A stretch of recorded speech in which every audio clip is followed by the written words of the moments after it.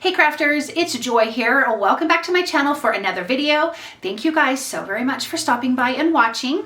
I have two cards for you today from the Spellbinders Club Kits. This is for January 2023, and I did the 3D embossing folder, which is a new one, and it is stunning.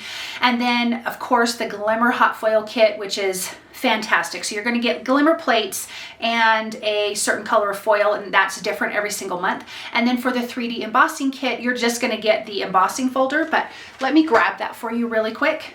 It's a big embossing folder, you guys. So you could do a slimline, a mini slim, a 5x7, a 4x6, an A2. I'm not sure where 4x6. I'm thinking photos. Anyways, so you can do all of those with this. So let me show the cards. Here's the one with the hot foiling for the month. You have a cute car, and then you have the florals, and then there's coordinating dies with this. And then here is that, I made a 5x7. I don't even have it on a back yet, you guys. I don't even have it on a card base. I need to put it on a card base.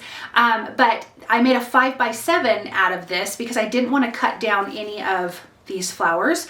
But I used Tim Holtz new Distress watercolor pencils to color that. So I'm sure you guys are excited to get started, and I'm excited to share this. So let's get going.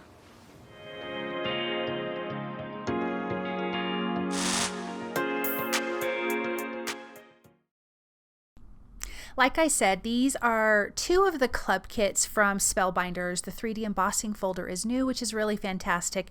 And of course you have that Glimmer hot foil kit that is just so wonderful. So we're gonna start with that one.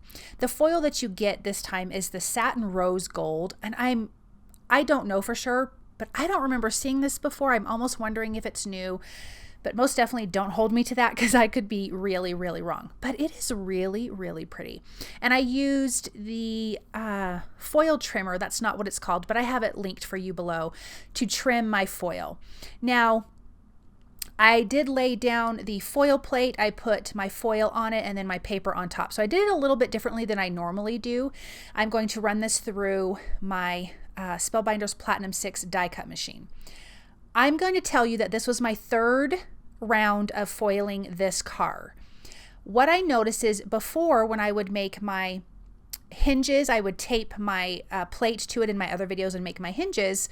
This time apparently I had my tape too far down in the back, and so it wasn't foiling because the tape was inhibiting it from foiling correctly. So I wanted to share that with you guys, and I was kind of over it, so I thought I'm just gonna lay this down, lay the foil shiny side to the plate, and then lay my cardstock on top. It doesn't need to be lined up anywhere.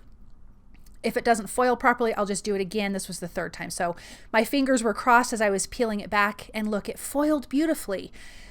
So I'm just going to use the coordinating die to die cut it out. So if for some reason you have the foil plate is just funny and it's not foiling, check if you have a taped hinge. Check behind it to see if your tape is behind where the plate is, if that makes sense. So if it is, make your tape shorter.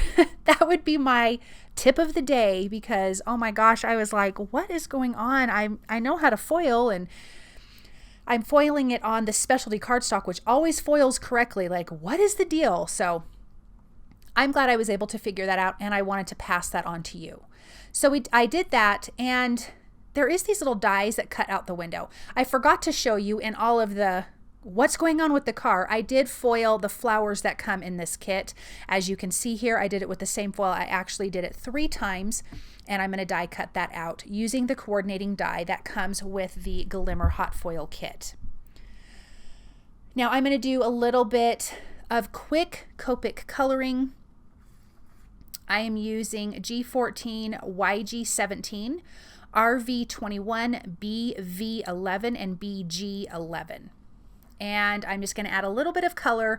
This is on that specialty cardstock from Spellbinders, so this is not going to blend like regular Copic friendly cardstock, but I really love the way Copics look on this, especially if you're doing like a flicking motion where you're not going to be coloring the whole image. To me, it just looks really pretty. So that's what I did for the flowers. I colored the leaves in completely, but the flowers I did not. And when I colored all three, I just did this one on camera. I did each flower a different color in the same color combinations that I just told you. So like there's a pink flower here, then one of them I did purple, one of them I did turquoise. So I just kind of rotated the colors on which flower it was colored with. Does that make sense? Okay, so for the background, I did some stenciling. This is Lawn Fawn's Hillside stencil. I want to create a little scene for our car to be on, but we're going to do it in a kind of a different way. The scene is completely going to be the background, and you'll see what I mean in a minute. So I used Simon Says Stamp Positively Saturated Inks in Sprout for the grass, and then I'm using Possum Stamps Clouds stencil. I think it's called something else, but I have that linked for you below. And I'm going to use TIDEPOOL ink just to have a little bit kind of a turquoise sky with clouds. So that's what I'm doing for the background. This is super simple, you guys. I think stencils are fantastic for something like this, but I thought it would be cute to have just this cute outdoor scenery going on.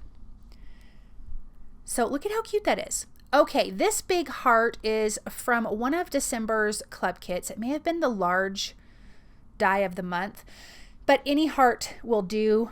This is kind of big, so it is going to hang off of my A2 size just a little bit, but I don't care, I don't mind.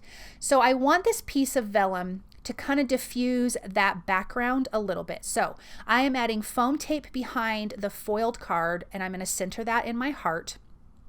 Maybe, because if you guys follow me, you know I have a hard time getting things straight or centering. I don't know what my deal is, but I have a struggle. I want to stamp my sentiment first. This is from Simon Says Stamps Tiny Sentiments, and it says love you, and I'm stamping that in Stays On ink, so that it will stay on my vellum because it's like a plasticky kind of paper. So Stays On, I think, is really the only ink that's going to do that. And I apologize, my head is in the way, but it did not stamp good the first time, so I had to re-stamp it. And that sentiment is so little, I didn't use the MISTI for it. I just used an acrylic block. I played around with these groupings of flowers, and I decided on the left side would be really nice.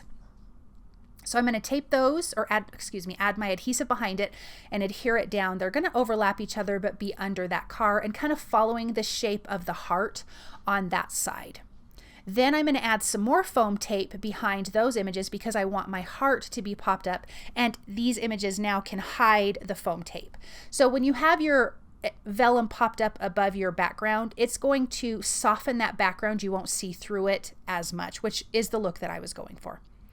I want to finish it off with some Hug Me Clay Hearts from Honeybee Stamps. They're super, super cute. And I just kept them all to that left side, which I think is just a lot of fun. Like it's left side heavy, and then you just have that tiny small sentiment on the right. I think it's super, super cute.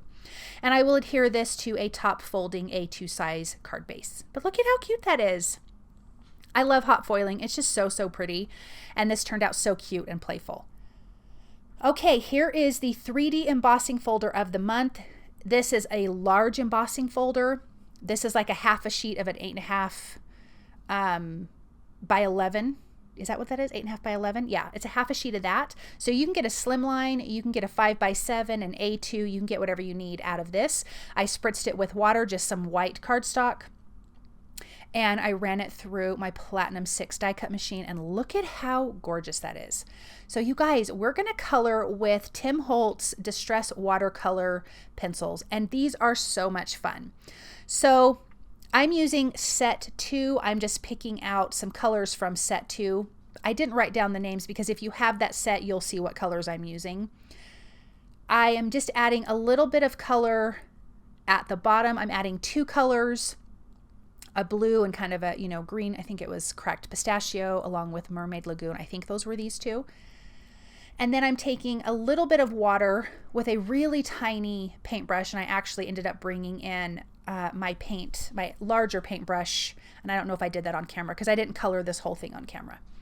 But then I blended it out with a little bit of water. This is not watercolor cardstock because I'm not using a ton of water, but you could use watercolor cardstock. But look at how these 3D flowers are coming to life. They are so, so gorgeous. And I have not yet colored with my, with these Distress watercolor pencils like this yet, because I haven't had them very long, and so, so cute. So I added that yellow, and I can't remember which yellow this is, but I didn't blend out the whole thing, just the little centerpiece. I'm doing an orange and a pink here. I actually do decide to come back in with the red out of the set too, because I felt like it needed to pop just a little bit more. I really love like the pinky orange corally type colors, which is what I'm going to create, which I was trying to create there, and I will create in a minute, but it was too much of that, so that's why I brought in the red. Let's go over to this next flower. Again, here's that pink and orange. I'm trying to be to add just a little bit of the orange and more of the pink, because the orange can be can quickly overtake your color. So a couple of spots I was like, oh, that was a little too much.